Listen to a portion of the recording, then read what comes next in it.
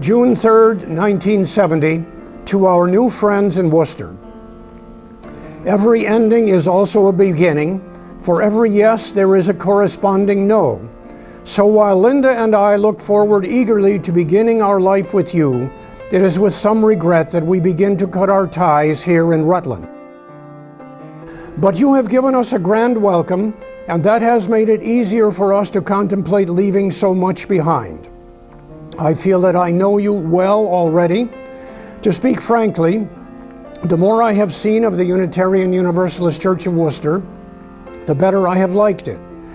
You seem to be good people, and you have some excellent leaders.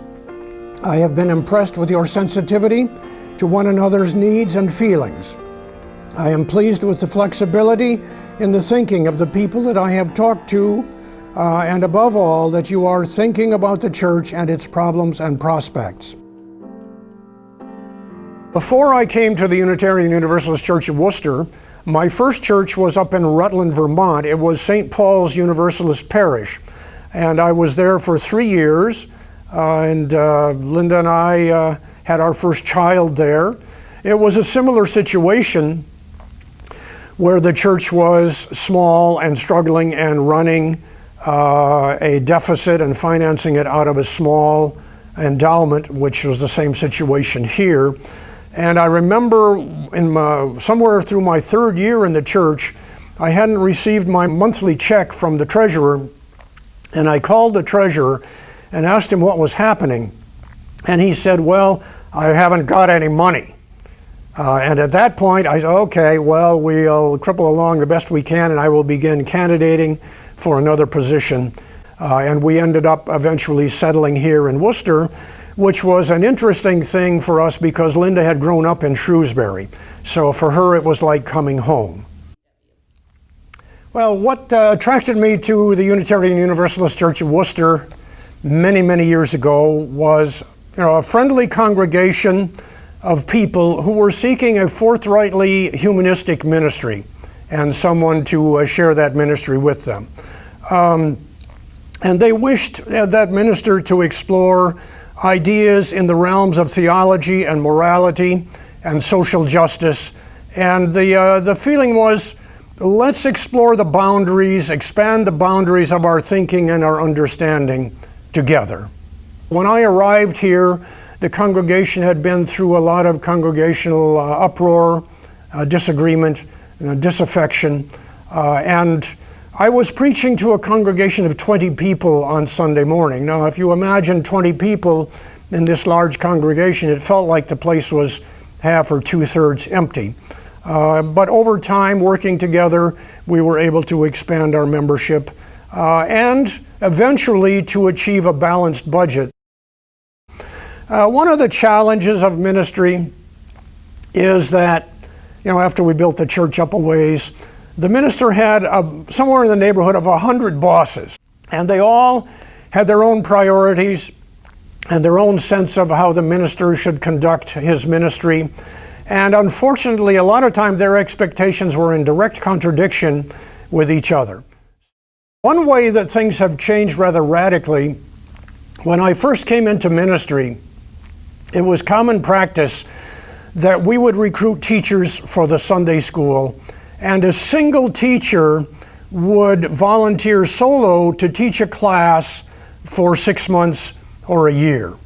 Well, with women working outside the home and a lot of other changes happening, that's no longer possible. So now we have shorter term commitments and we have team staffing. While women had leadership in the congregation, we had never elected a woman as president of the congregation.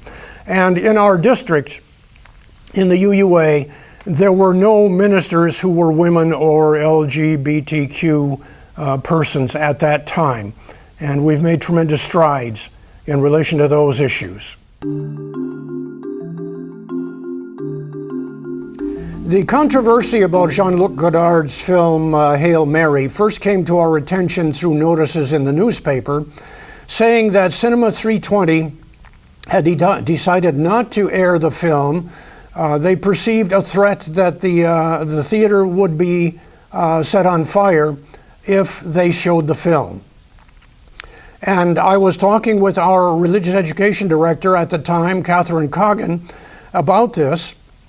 And she said to me, you know, we could get that film and we could show it here at church. And I said, if you know how to get it, go ahead and get it and we'll do it. And so we arranged with the ACLU of Worcester to jointly sponsor showing of the film. And Catherine would work behind the scenes and do the preparations. I would be the front man and answer the phone. And I soon began to get telephone calls from the people who were opposed to showing the film. It was an avant-garde film trying to show the story of Jesus, Joseph, and Mary in a modern light. It was not a very interesting film when we finally saw it, and if it hadn't been censored, probably people would have let it die a quiet death. But we were inspired to want to see it.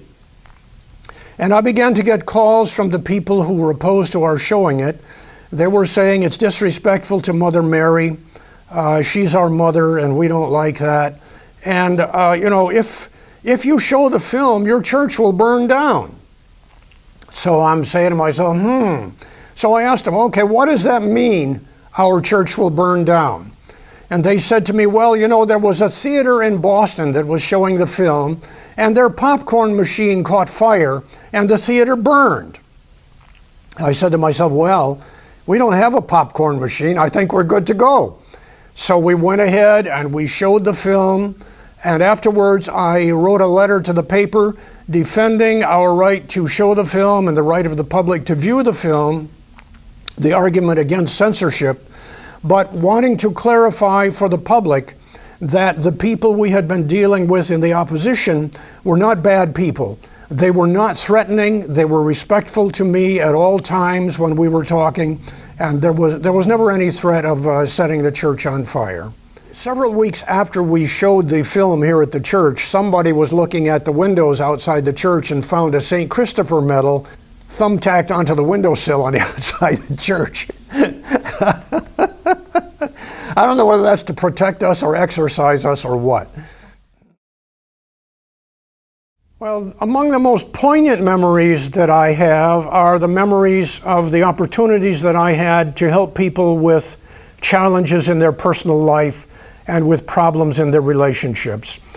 And of course, I remember when Edith Van Buskirk, a retired school teacher, was elected as our first president of the congregation, who was a woman. And by the way, this tie that I'm wearing today, Louise Hall used to make bow ties, and she gave 2 or 3 of them to me, and I'm wearing one of her bow ties in memory of all the good work that she did in the church. I'm also very happy about the way the congregation has worked to include and integrate lesbian, gay, trans, bisexual, and queer people into the life of the congregation. They have tremendously strengthened us by their presence and their participation. There was a gentleman in the congregation who was conservative politically and kind of a gadfly, and he used to like to come around and sit down in a chair in my office and needle me about my liberal values and see if he could get a rise out of me.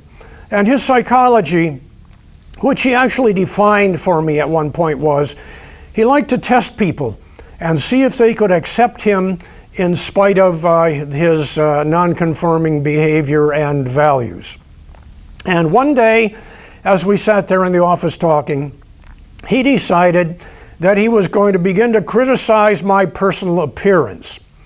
And I kept cool while he did this, and when he paused for breath, I said, "Look, my friend, you know, neither one of us is ever going to win the beauty prize." And at that point, he changed the subject. And actually, when I announced my resignation after 20 years of ministry with the church, he was one of the people who spoke most warmly about how much he was going to miss me when I was gone. When I finished with my ministry here, Linda and I were planning to continue living in the community, and we felt good about continuing to participate in the life of the church. However, all of the literature about former ministers and all of the discussion I had heard in ministers' meetings in the district was about how questionable that practice would be, what kinds of trouble that could cause in the congregation. So the first thing that I did, I took up an interim ministry so that the congregation could see that I was not their minister anymore. And then I elected to stay away from the church for 2 years so that the church could go through its interim ministry process, call a new minister, and get settled in a relationship with its new minister. And then I began gingerly to begin attending church again on Sunday morning and participating in that way. And much to my delight, I found that the minister, Elizabeth Brown, was quite welcoming to me. She was glad to have me in the congregation. And I have tried not to interfere, seeing myself as a part of the church's past. Hard to specify what is the key to a vibrant church community, but I think it has a lot to do with having inspiring and intellectually stimulating Sunday morning services. It helps to have a strong religious education program, and it is absolutely necessary to have dedicated members who are generous with their time and their money. I would like to see the church survive and thrive. I would like to see the church find a way to build membership and once again to achieve a balanced budget so that it would be secure for the long term.